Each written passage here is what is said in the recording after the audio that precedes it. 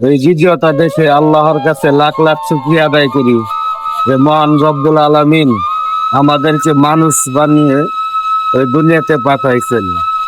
এই হাতিটা এতটা কষ্ট করতেছে, না পারতেছে বলতে, না পারতেছে সইতে।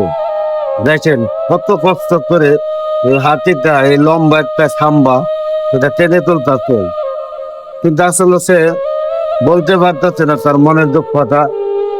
সে বলতে পারতেছে না যে আমি এটা উঠাইতে পারবো না।